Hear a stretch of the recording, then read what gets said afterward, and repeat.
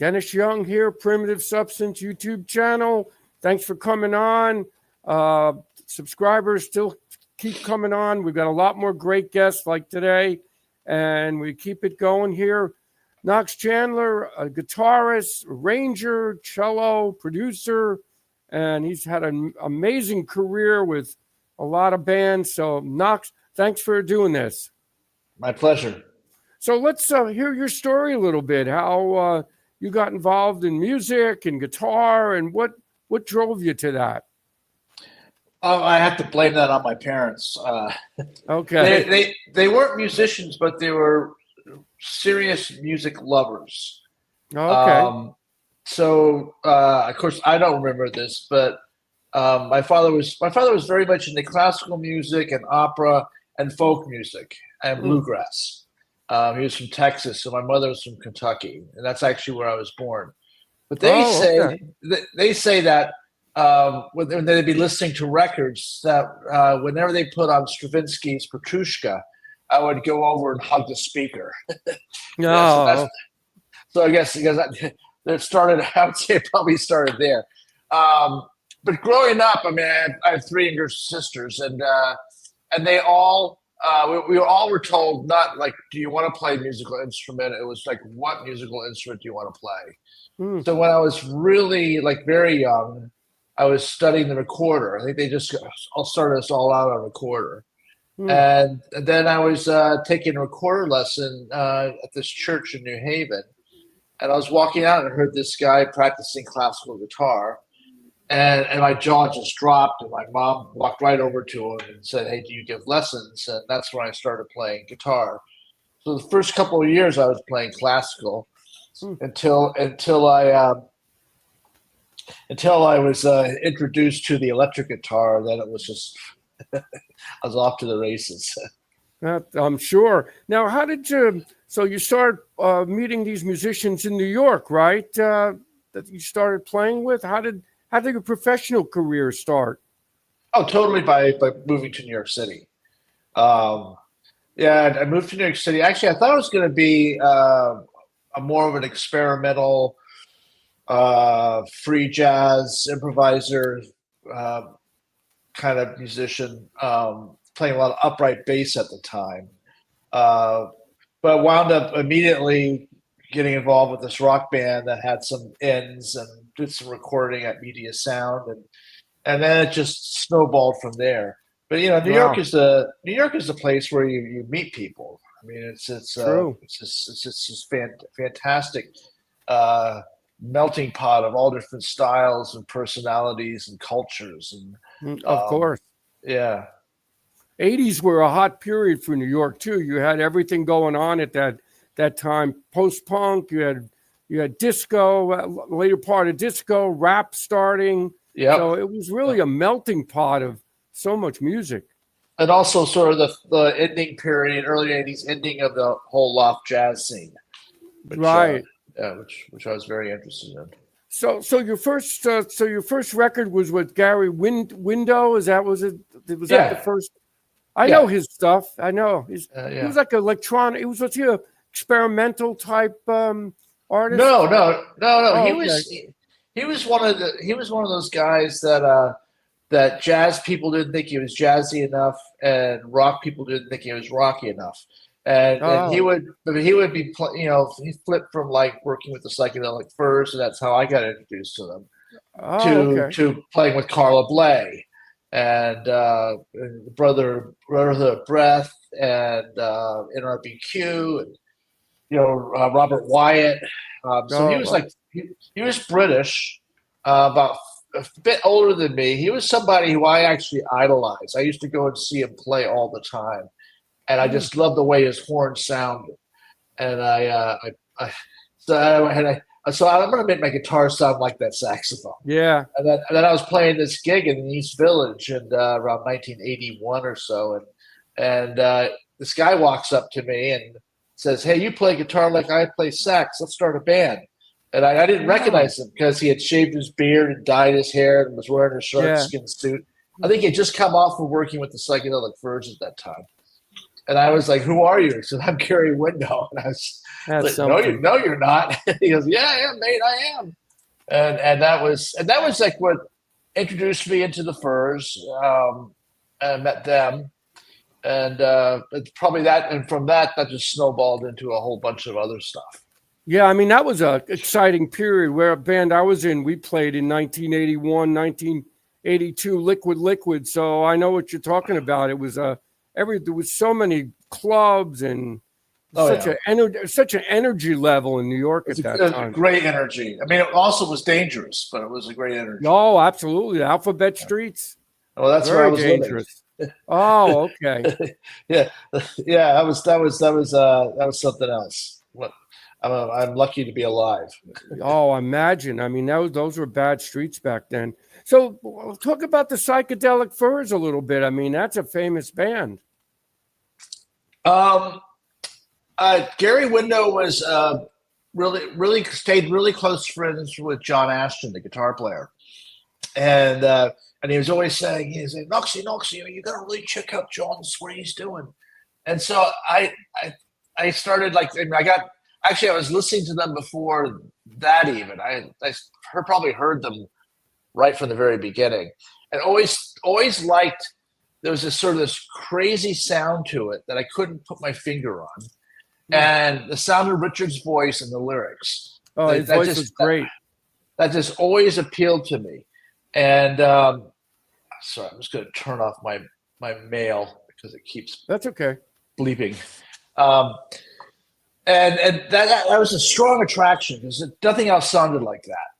And then I'd go and see the band play with tag along with Gary, and then I hang out with John, and I realized he had this really amazing conceptual approach to the instrument, and it just this wash of sound and this way of used effects that we were like we'd hang out every time he was in New York, and then there was a period when I was hearing that they weren't really he and Richard weren't really working together anymore, and I bumped into Richard Butler and his brother in Soho, and they said, they like, "Hey Knox, let me get your phone number," and he hired me to play on these demos that he was going to do. He was going to do a solo project, and then I played on a bunch of demos, and then heard nothing. And then John was back in town doing some work with Richard for the Furs. I guess they reconciled, and then I got a call to go into and jam with them for like a day or two. Oh, that's neat. Before they went back off to London to make the record, and then I got a call a couple days later from their management saying, "Hey, we want you to come over here and do this record with us." Oh, and a lot of those songs that I was demoing with Richard for his project wound up being Book of Days. Oh, okay. I mean, they had a great sound, that band. So on guitar, I tell you, John. I mean, you never knew what was going to come out of John, which was really fantastic. And you felt like you were just being washed over by this sound. Just it's very loud and just wonderful. It's just beautiful. They were one of the best bands out at that period. I mean, you talk about the post-punk era, supposedly what they call it, but you have to put them right up at the top of the list. So then you did some work with R.E.M. also. Well, that was on cello. Okay. I wound up picking up the cello after I made the Book of Days record. Richard, we're getting ready to go into rehearsals, and Richard came over to my apartment and talked me into picking up the cello. I don't think he realized that, look, I don't play cello. I used to play upright bass, which I hadn't played in years, but at that point I hadn't played upright bass probably about 8 years. And I said, but it's different. It's different tuning. It's different fingering, and it's different. I used a different cello. I was playing German bow. Cello is French. And he said, "Oh, you can do it. You can do it." And I'm really glad he pushed me on it, because I did go and get a cello, and I woodshedded for a couple days before we went into rehearsal, and it was agony, and I like to say that I basically learned how to play the cello, or practice learning how to play the cello in front of several thousand people a night. Because that was that tour. That was the Book of Days. Oh yeah, you were on that tour. You were on that actual tour. I played on the album. I'm on the tour, playing mostly guitar and cello on like about 3 tracks. Torch, which was the track that was on Book of Days that we brought a cellist in to do. And then there are a couple songs off of Forever Now, like Sleep Comes Down and President Gas, which has cello on it. And so then after that, I started doing a lot more cello stuff with them. The World Outside album has a bit of cello on it that I played. And somewhere around that period, Richard we drove down to Athens, Georgia, to do Pink Moon for this compilation record, this Nick Drake song. Oh yeah, I know it well. Yeah. We did a version of that with Peter Buck from R.E.M. Oh, okay. And that was a great road trip, through I think we went down. Yeah, we went down I think it's called the Sunrise Highway, down through the Appalachian Mountains, and I got back, and maybe about 6 months later, I got a call from Peter saying, "Hey, I wrote this song kind of influenced by the cello part you were playing," which was actually a part that Richard hummed to me. Oh, okay. And I want you to come in, and I want you to come and do up to Bearsville and record these couple pieces, and then I want you to go down to Athens, be part of the orchestra that John Paul Jones is conducting for his string arrangements for some. And I'm like, Peter, I don't play cello. That's amazing. I'm self-taught. I don't read on it. And he said, "Oh, that's what I love about it. That's what I love about you." And so I didn't go to Athens. Thank God, that would have been a nightmare. But I did spend a couple of days up at Bearsville and played on Sweetness Follows and Monty's Got a Raw Deal. That's an amazing story. You didn't play cello, and then all of a sudden you're in this like game A, top of the Division A bands playing cello before people. That's fascinating. Yeah, I've been playing guitar since I was about 7 or 8. I don't have anything close to a gold album. Okay, well, where cello, I have a triple platinum album. Oh, you do? Wow, we got to get to that. So that's for the REM automatic for the people. Oh, really? You're on that? That's the track that I did. 2 tracks I did with them. I mean, that's really something. It's really funny. It's like definitely my God has a sense of humor. Now, did you get any money for that? Did you make royalty money? Those guys were amazing. I started getting all these checks, and I couldn't understand why. And I found out that the song was put in that movie Vanilla Sky. And I'm saying, "Oh yeah, but I'm not a writer on it." I seriously, I was a lot of money came in, and I felt weird about it, bad about it. I had to call and figure out what's going on, and they said, "No, it's all kosher." They put you down as a team leader on the project. Oh wow! And plus they paid me like double or triple scale. I mean, they were very fantastic. They were very generous. So I made more money on that one session than I've made on many albums put together. Unbelievable. Yeah, all it takes is one thing to happen like that. So let's talk about Depeche Mode, one of my favorite bands back in that day. Even now, I love their sound. So how did you hook up with them? Well, there's a friend of mine, Victor Andrezzo, a drummer, very amazing drummer, lives out in LA. He got in touch with me saying, "Hey, look, my friend David is looking for somebody to write with. He wants to do some writing, and I think you'd be perfect for him." And it was Dave Gahan. Right. I called David. So David and I started. We met up and we started punching out some ideas, and he already had some ideas, and he had never written before, really. And so we started this project together, which the writing of that lasted about 4 years. Oh, And wow. yeah, and in between sessions, like he was off touring, I was off, working with Cyndi Lauper at the time, and also Siouxsie and the Banshees doing Another that. great band. And so yeah, that was a really busy time because there was just like times I was just going straight from the airport into the studio before I'd even get home. And then waking up not knowing who I was playing with or where I was. That's amazing. It was very busy. So in the process of that, those guys were going into Electric Lady Studios to start working on Exciter, and then David said, "Hey, look, Martin's got this piece, and he wants some strings on it." And he recommended me. I think it was actually Mark Bell who called me up. Right. And so I went in and met with Martin, and he had this idea about these clusters he wanted in this one piece. And so I went back and demoed it in my studio and came back, and they're like, great.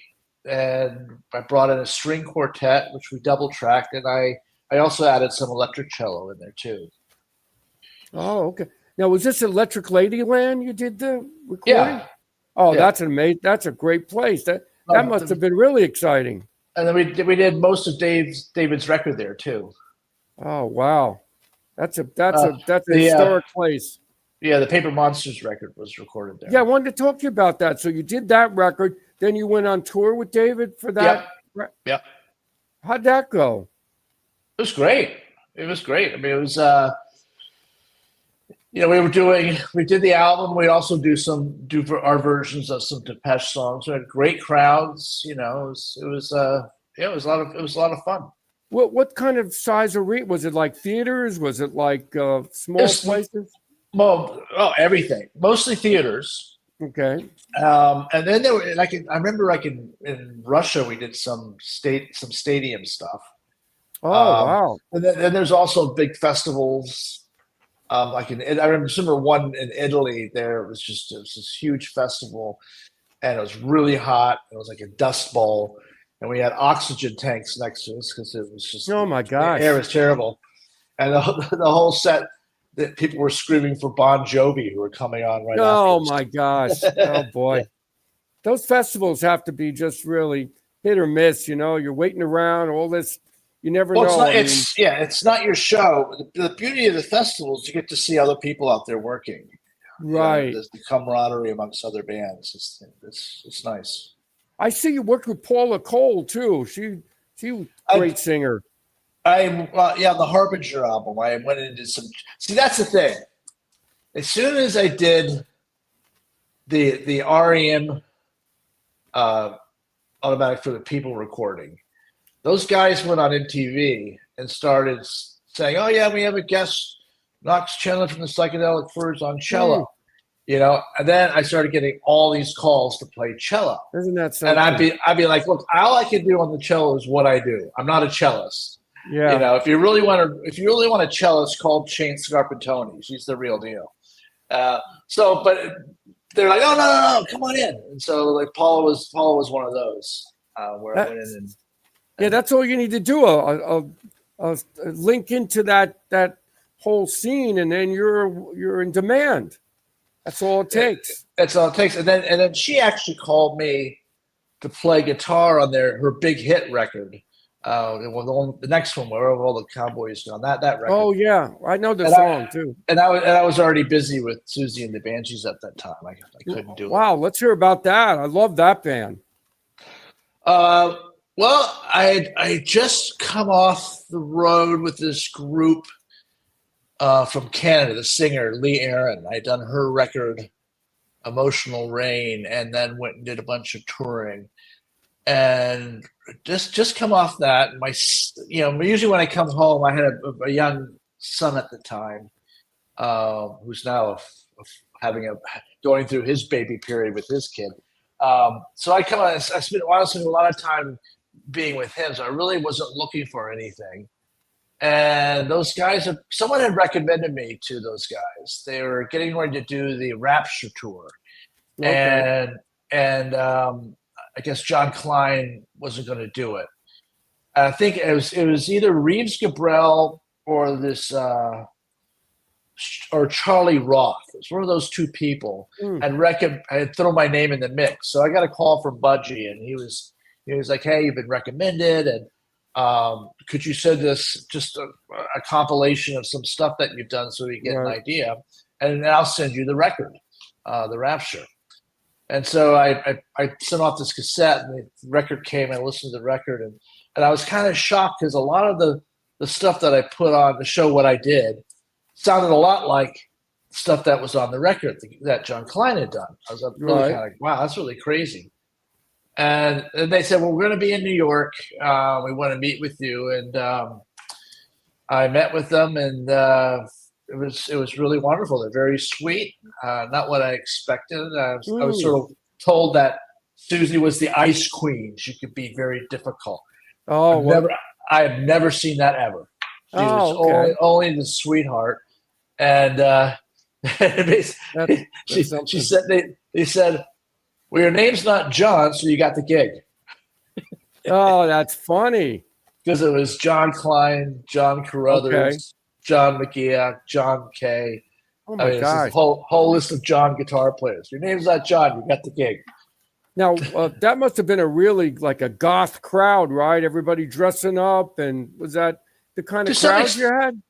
It was a mixture to some extent. I mean, there were those people there, absolutely, but it wasn't like, it wasn't even like even a quarter of the audience was like that. It was interesting. It was a real mixture of all different types, of all different shapes, sizes, genders. I mean, it was pretty crazy.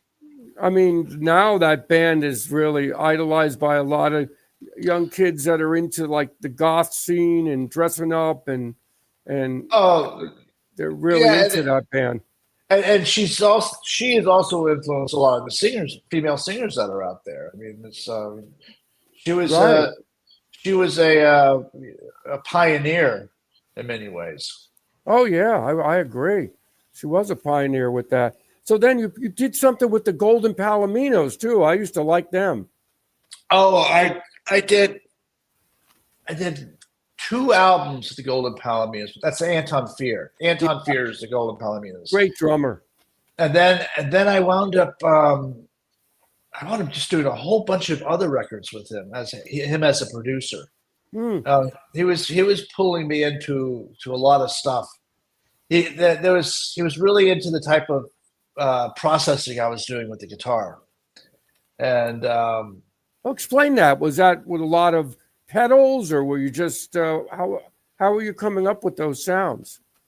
Well, one of the things that really started it all for me was trying to manipulate the guitar so it didn't really sound like a guitar. This was at a very early age. I mean, I got into messing around with the tape machine, doing all this sound on sound and echo stuff with that, and distortion boxes and chorusing. And I mean, pretty early on.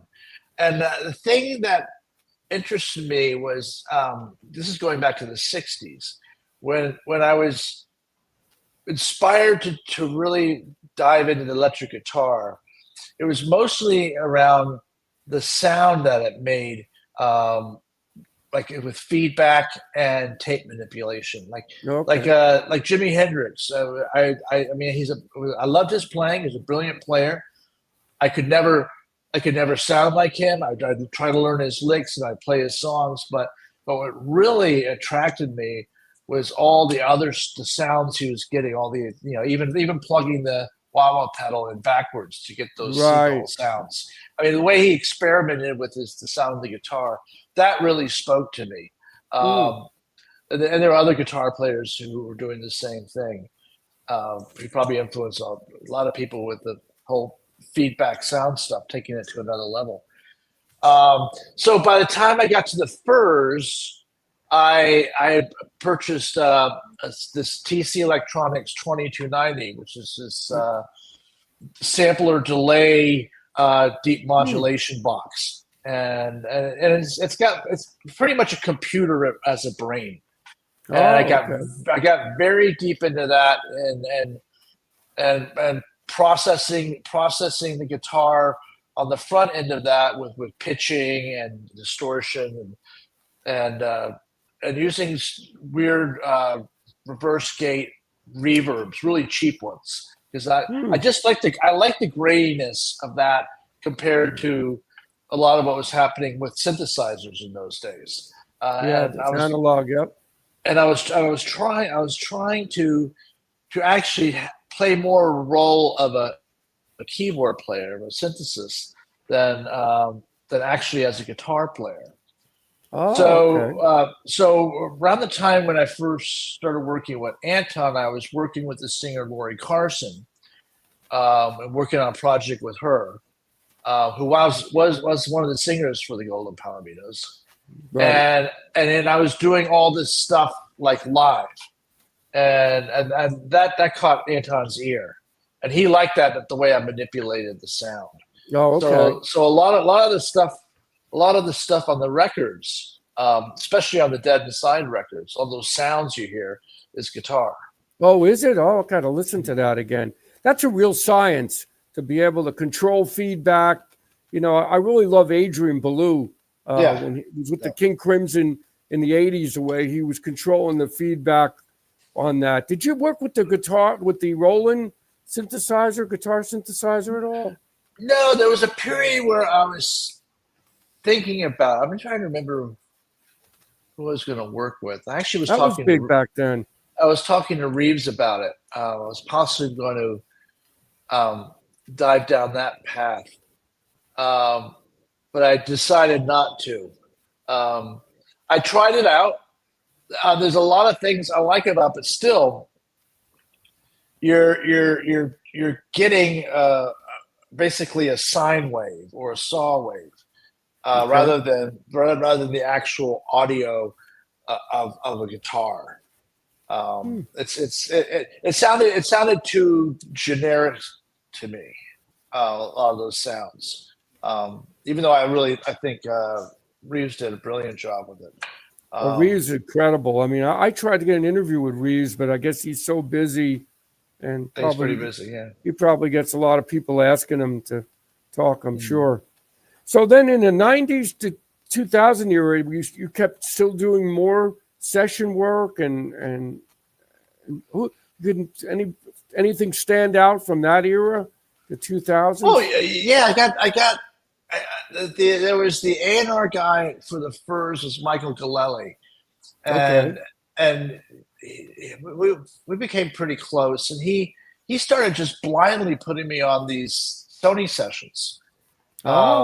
And the first one was Darden Smith, who is this singer-songwriter from Texas, and they were calling it at that time adult contemporary.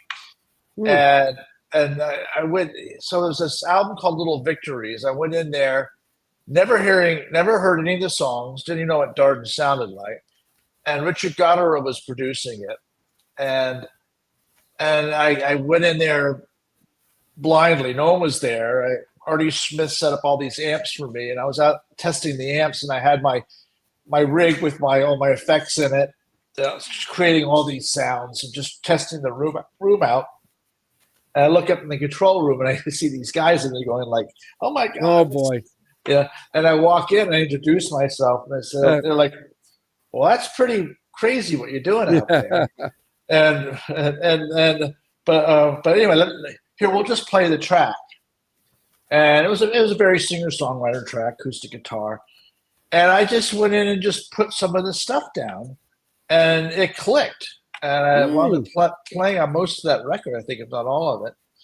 And then did the TV show stuff with them, the Austin City Limits and the Leno show. Oh, you played Austin City Limits. That must have been great. With Darden, yeah. But it was interesting because that album became his biggest selling album. Little Victories, I think, was like a big hit for him. And all of a sudden I'm winding up on all these singer-songwriter albums. That's incredible. It was pretty funny. It's like adult contemporary was kind of thing at that time, and so I just hopped from them. It wasn't really my kind of music that I lived to play, but I liked the fact that it was so commercial and so put out there as like this mainstream, that I was able to bring some of this sound stuff that I was working on to it. Well, that makes a big difference. I mean, an average, somebody's playing a singer-songwriter song, and all of a sudden, out of nowhere, this noise, beautiful noise, or sound of your guitar comes in. I'm sure. Most of all, it was kind of just sort of this atmospheric layer to it. It wasn't really out of nowhere. It really, I had to make sure it fit in. I didn't want to. Right. I didn't want to change the nature of what the song is about. Okay. And sometimes it meant really trying to understand the lyrics. And I remember on one session with, I'm forgetting his name. He'll come to me. But I put this one track down on this song about this singer's father who had passed away, and it was really, really emotional. And after it was done, I was like, "Wow, that's really heavy." I took it to a really deeper place, and the singer said to me, he goes, "I can't use it. It's brilliant what you did, but it's just too depressing." And I'm worried that my fans might be on the edge of suicide, might kill themselves. Oh my gosh. Yeah. So, yeah. So what was it like working with Cyndi Lauper? Oh God. Well, what you see is what you get. She's the real deal. Okay. I thought it was all an act, but it's not. I mean, she talks that way, she acts that way. And she is so unusual. I mean, when you go out to do a little errand with her, we're just going to drop out and get some coffee or go to this or that. It takes at least 2 hours. Wow. She's bombarded by people. She's chatting I'm sure. away. Oh, I'm sure. Everybody knows her. She's in full tilt.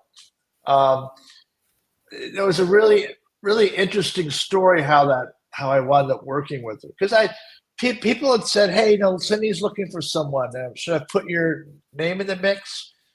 And I had heard all these stories, and I was like, I was at a point in my life where I was being very more selective, right? And I just didn't need any headaches, and so I had kind of strayed away from those.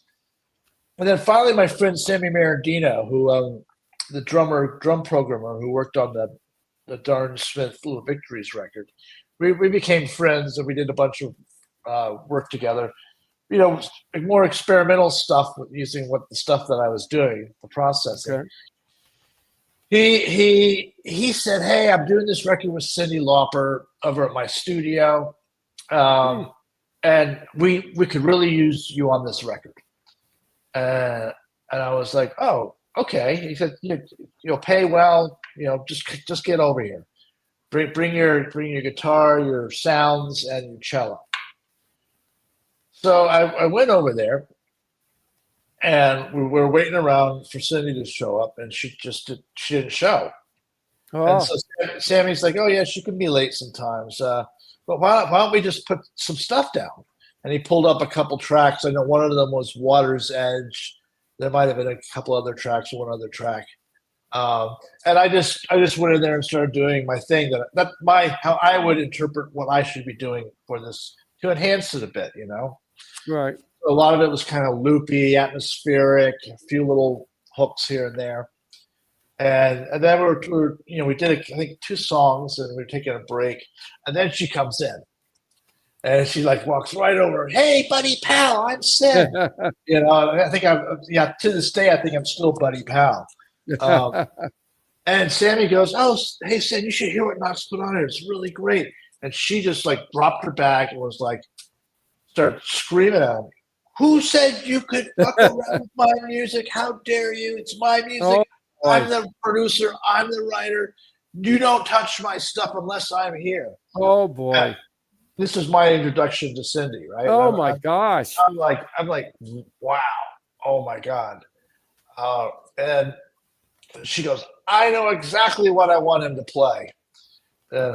Which is funny because later I heard she said the same thing to Adrian Belew. Hey, really? To Adrian Belew. He's on that song "What's Going On," the cover she did. Right. You don't hear any Adrian Belew on there. All you hear is this picky guitar. That's Adrian Belew. That's what she hired Adrian Belew for. So anyway, so did you have to do the part over again that you did before her? Did you get to keep that on the record?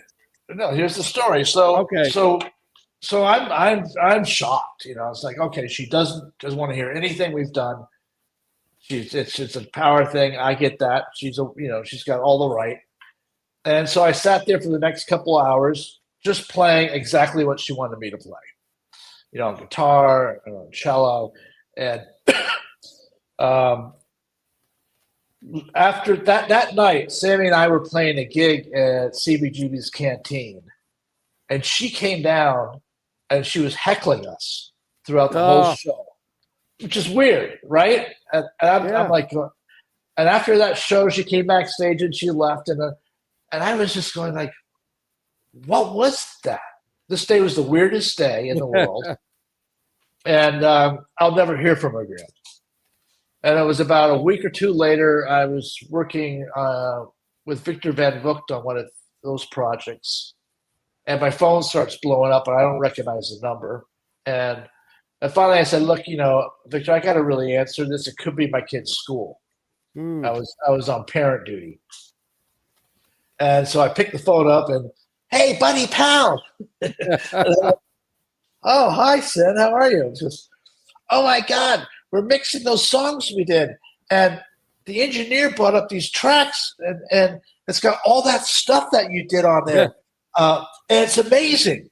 And I want you to put this on my record, and I want you to come out to LA this weekend. We're doing this TV show, Women with Guitars, and wow, and that was the start of that. And so, oh my gosh, so Sammy did not delete the tracks, which thank you, Sammy.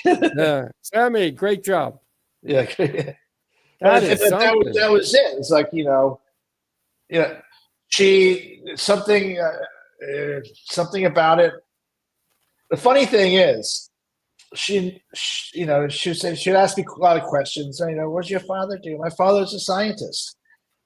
So she just assumed that he was a space scientist of some sort because of the sound of my instruments, And it's like, no, he's a neurophysiologist. Yeah, is that space science?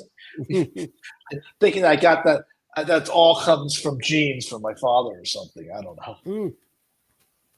Now, did you do a tour with her or just a TV? Oh, no, I worked with her for 10 years on and off. Wow. That is something. I did the Shine album, toured that. I did. That must have been exciting. Wow. Take You to the Brink, toured that, and then but she was always working. I mean, there was a period where I had to bow out. She wanted me to go on a 6-month tour opening for Cher, and that's exactly when I'm going in the studio to do the Paper Monsters album with David. And so I was like, Sid, I can't do it, and she was upset about that. Okay. And I said, look, I've got publishing on this record. I've written half of the publishing is mine. I really got to do this. But I still worked during that period with her. There'd be like a week off here and there where I go and do like something. And, we always, odd TV shows. Some of it was with the other guitarists that came in to replace me. She kept me around, and she's good like that. And then I was full on back in by around 2000. By 2008 to 2012, it was full on, and just always touring the True Colors tours. Okay. Then tour off to Asia, Australia. Wow, that is something. You've been all over the place. No, it was really busy. And then it stopped when she started working on this blues record because she wanted to work with these blues people in Memphis. Hmm. And at that time, I was I was also having to move from my apartment. I couldn't find any place I wanted to move, and I was doing some. I done some touring with Siouxsie and the Dream Show, and that was back in 2004 or five. And I remained in contact with Budgie, who's a friend, and we wound up going. Budgie put on this thing in Hong Kong called the Butterfly Parade, which was himself, Leonard Ito, the Dakota drummer, um, and Mabi, this percussionist, African Okay. percussionist, and Sigizo, who was a guitar virtuoso violinist. And it was a very, very experimental kind of thing. We did 2 nights at Festival Hall in Hong Kong, and he had just moved to Berlin, Okay. and so he was all keen about Berlin, and we're talking a lot about it. His wife was there too, and I came back to the States, and I was just like, man, I got to change something. I was on the phone a lot with him, and he said, well, why don't you come to Berlin? Come live with us and see if you like it. And Okay. they just had a baby, and I'm like, well, who does that? And Oh he said, my "No." gosh. And his wife got on and talked me into it. So that was how I got to Berlin, and where I lived for the next 10 years. Wow. And then you moved back to the States, right? You decided to come I back moved. to the US? Well, I was there for 10 years. Went through COVID there, which was a lockdown. That was Oh tough. boy. Um, and then I finally got to come back here to visit my mom. My father had passed away, and she was living in the house I'm in now, which is this beautiful farmhouse built in like 1840, Hmm. and it's got barns and pond and stream, and it's a little oasis here. Um, but I couldn't figure out how she was doing the upkeep on it. I couldn't figure out how she was even getting her groceries. You know, Hmm. she's 90 now, so, and she shouldn't be driving. No, I would say. So what I did was I offered to move back here and take care of her, Oh, that's nice of you. That's great. so she could die in the house. That was the Right. whole idea. And then after 2 years, she decides she wants to move into an assisted living place. So for the past year, I've been here, and this is like really where I um, have spent all my time putting together this project that I'm releasing at the end of the month. Yeah, let's hear about that. Let's hear about the new project you're working on. Well, I'd say the nucleus of it, I would say the beginning of it started when I first moved to Berlin.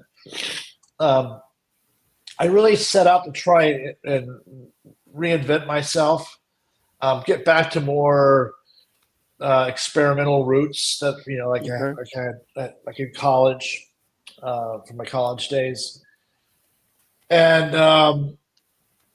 I went to Berlin with an iPad, an interface, Hmm. guitar, a computer, and a suitcase. So I didn't bring any stomp boxes or any rack mount gear. I wanted to get away Okay. from all of that and just start fresh. And at that time, I was fooling around with Max MSP Jitter, um, which was kind of frustrating me at the time. But I was like, I want to really get into working in Ableton Live and try to learn how to process the guitar from a different angle. And around that Hmm. time, a friend of mine, Peter Freeman, who passed away about 3 or 4 years ago, um, and this genius type. I Hmm. considered him my technical mentor. He's someone who heard what I was doing in the 2290 and steered me forward from there. Okay. Got me into using computers in the 90s. Gave me Hmm. my first Cubase, black and white Cubase and an audio media card. So so he was really keen on me diving into this world of class compliant iPads, Okay. where I'm using the interface for the audio drivers instead of the Mac driver. So it's hooked up to an interface, That's neat. And iPad is manipulating the sound with the audio drivers and the interface.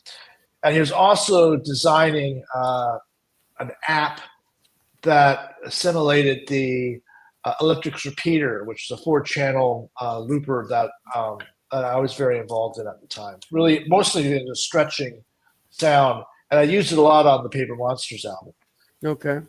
So I just dug deep into learning Ableton and trying all these third-party plugins and all these different apps. And I found a world that I really liked. And it spoke to me, and I was hearing things and being able to find them in these apps. And I did nothing but study that, lock myself in a room for 2 years. And then I started bringing it out into other. I started doing solo shows, along with manipulating video. Oh, okay. And I called these. They're soundscapes, but I called them sound ribbons because I set some liminal space for working in. And one of them is I don't use any pre-existing audio. I don't use any synthesizers or samples. So it's all on the fly, and I'm creating these sound, but visually to me seem like these ribbons.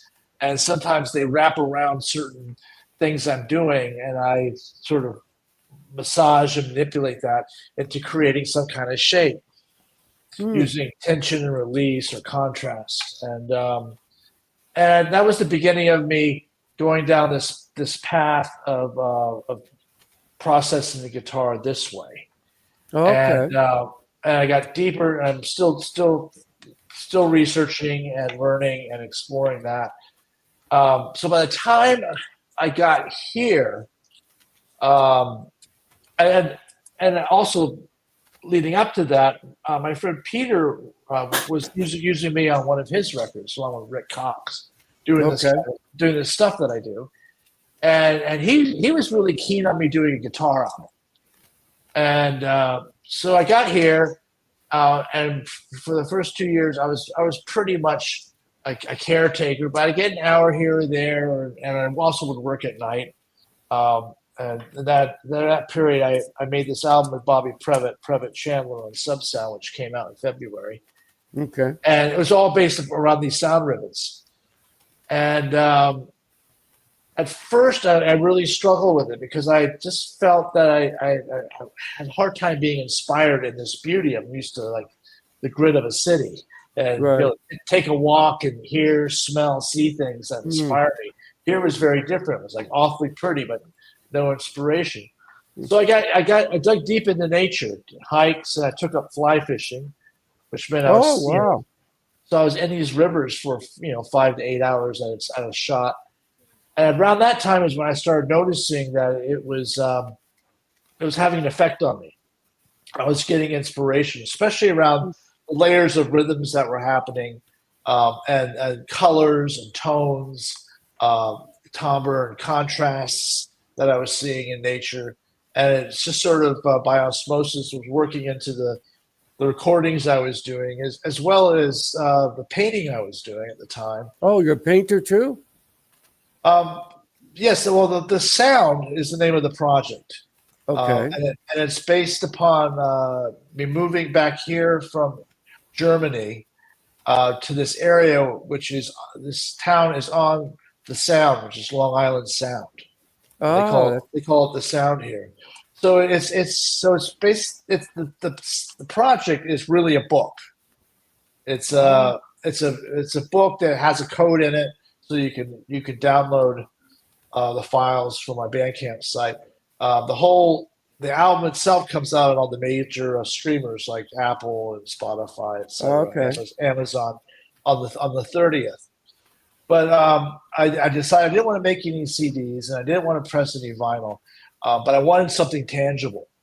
And so I started realizing that as these pieces were evolving, so was my artwork and my journaling or my writing. photographs. I was sort of collecting all this stuff, and then all the stuff was very much focused on specific things that were happening around here in my explorations. And so about maybe halfway through the recording process, I said, oh yeah, it's got to be a book. This is the book here. Oh, okay. And is that available? Is that available on Bandcamp or on the other sites to purchase? Okay. Yeah, Knox Chandler Bandcamp. It's you can pre-order now, and inside it is a code for the downloads as of the 30th of May. That's when it's released, and I'll probably have it on my website and looking at it, doing it on Spotify too. But it's full of my paintings, my writing. I see that. It's got credits. Oh, I see that. It's got pictures. I got to get a copy of that. How much? What's the charge? How much are you charging for that? $24.99. $24.99. It's not bad. That's a good price. And then there's pictures of me working in the studio. And then each track on the record has a page for it. And, I see that. And so there's some writing. I do a little bit of prose writing in there. And it's all about finding myself in the moment, in situations. And some of it is connected to very little bit is connected to being a caretaker. That experience of doing that, which is an experience. You know, some love stuff. You know, relationships. Yeah. But mostly it's basically how that filters in through this environment that I'm living in now. So I call it a musical memoir that's documenting the past 3 years of me moving here, where my inspiration shifts from urban to rural. I mean, you could write a full-length book about what we talked about, all the amazing musicians you played with. I mean, it would be another chapter if you did that. Yeah, but I have to wait until they're all dead. No, there you go. That's what happens, unfortunately. I know too much. Oh, boy. So I guess we're going to end here, but so they can find your music, all those other records on Bandcamp, or could you, and then also this is on Bandcamp? This is on Bandcamp. You can pre-order now. The album comes out. The book, the album, comes out on May 30th. Okay. The book comes with the album with the download redeem codes. Oh, it does. Okay. Yeah, it comes with it. I mean, it's the whole idea is that you can experience the record while experiencing the art and the writing and the photographs that were happening around the time of making the record. So I look at it. Go ahead. And then, but the album alone is will be released to all the streaming platforms through DistroKid. So you've got Spotify, Amazon, Apple, many more. And there's also 3 singles that are already out. That you can listen to now. I got to check that. So just send me the links, or I don't know how you're associated with Howard. Is he like a manager, or is he just helping out? He's my PR guy. Okay.